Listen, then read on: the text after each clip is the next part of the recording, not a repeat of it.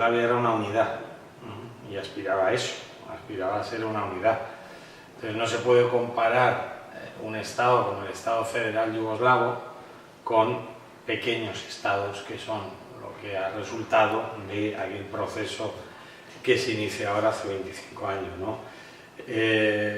Sí creo que de manera sectorial se podrían hacer evaluaciones puntuales, ¿no? En términos económicos, por ejemplo, habrá algunos que estén mejor o aparentemente mejor, el caso de Eslovenia con Serbia. Entonces, creo que no sería demasiado correcto hacer una valoración general. Sí se puede hacer valoraciones sectoriales y en algunos casos se ha ganado, en otros creo que se ha perdido. Y si lo ves desde una perspectiva más geoestratégica y de un poco de las relaciones internacionales, está claro que has perdido.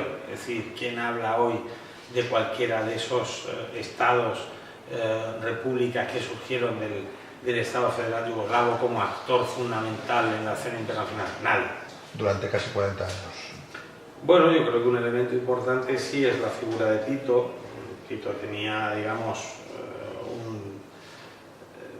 un bagaje identitario personal diverso, porque venía del mundo croata, pero también del mundo esloveno y se había desarrollado en Belgrado, etcétera, por lo tanto era un ejemplo de yugoslaviedad, si se quiere emplear el término, ¿no? Entonces, sin duda, la figura de Tito contribuyó a la unión de Yugoslavia.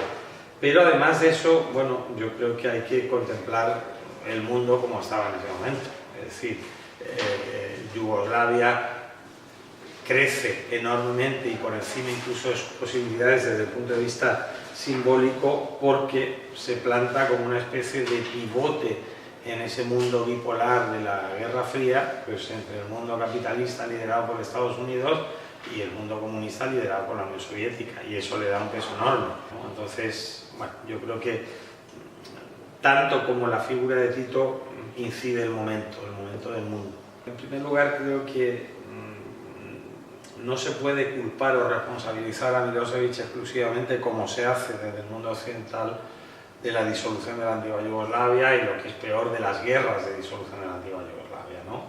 Es decir, si nos ceñimos a la historia stricto sensu, quienes plantean movimientos de ruptura del Estado federal yugoslavo no son los serbios. Empieza esto en Eslovenia, sigue en Bosnia, sigue en Croacia, etcétera, etcétera, etcétera. Dicho lo cual, Milosevic sí fue hábil en explotar un sentimiento preexistente en el pueblo serbio, ¿no? Es decir, ellos se sienten amenazados por los movimientos de ruptura que se están planteando y que se vienen ya arrastrando desde finales de los años 80, y hay un sentimiento en la calle, hay un sentimiento en la población, ¿no? Entonces, los serbios lo perciben no solo como una amenaza cultural o identitaria, lo perciben como una amenaza existencial o física.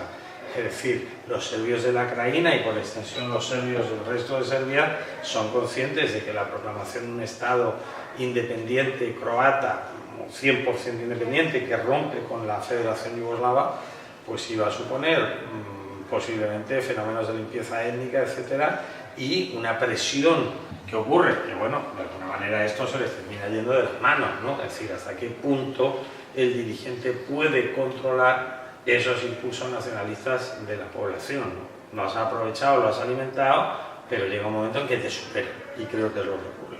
Bueno, yo creo que la intervención internacional tuvo una importancia decisiva en el momento en que se reconocen de manera inopinada, sobre todo por Alemania y el Vaticano, y a partir de ahí el resto de los países de la entonces Comunidad Económica Europea, las independencias o los procesos de secesión y de ruptura de Croacia y Bosnia.